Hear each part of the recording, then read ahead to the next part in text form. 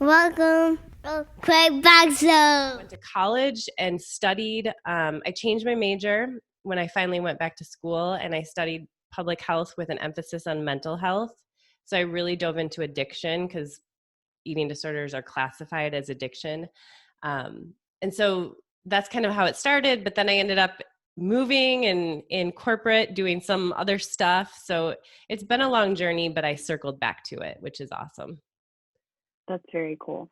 Well, it's interesting because I just have always had, I don't know if I've had a classified eating disorder, because, I feel like in school or just like even through my like research, it's like, it's pretty much either like anorexia or bulimia. And I just feel like I have always circled back around to just an unhealthy, like when you said mental, like just always, even to this day on and off, just an unhealthy, like mental stability to my relationships to food, to calorie counting, to obsessive exercising, to then not exercising at all. Yeah. So how, and I mean, of course, that's hard to like put that in a nutshell, but like, what do you suggest for like, I guess me or just anyone? Obviously, I know a lot of women struggle with food and body image.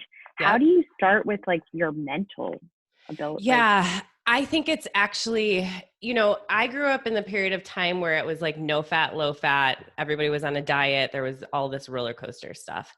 Now it's progressed to everything's on social media. There's like a diet and an exercise plan for everything.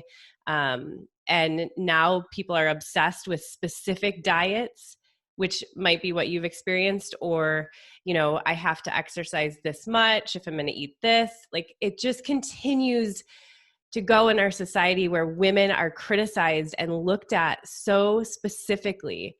And I think that now what is causing a major impact on, I feel like, folks who especially call themselves women or associate themselves with women, whether or not they are. Right.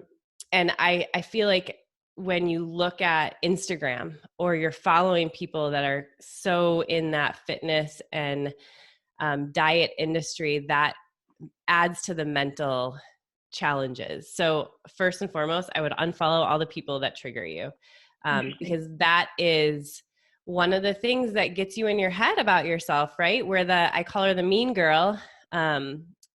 In therapy, it was The Rock for some reason. But the mean girl is like, you don't look like that, or you need to do X, Y, and Z to look like that, or you're never going to look like that, right? And then that just leads to this obsessive trying to figure out how you can. And comparing ourselves to other people just is a horrible thing to do. And so I say right now, these days, that has to be one of the first things.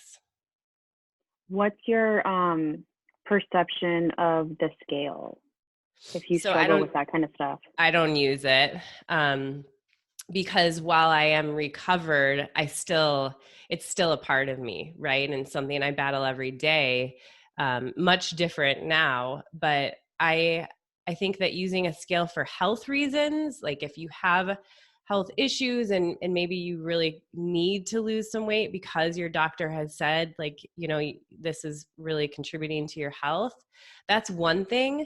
But the scale is very misleading. What we know about weight, especially in women, is that we have hormones that fluctuate, and you could have, there's so many different things, especially involving the cycle, that can contribute to a fluctuation on the scale. And then that scale becomes like the thing that's controlling your behavior and that you become obsessed with. And then that becomes the thing that, you're constantly looking to for validation.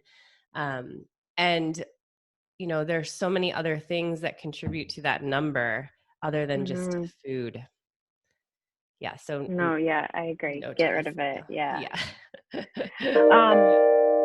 you, Katie Black. You're amazing. Thank you, love. I love your energy. Yes, I great do. energy.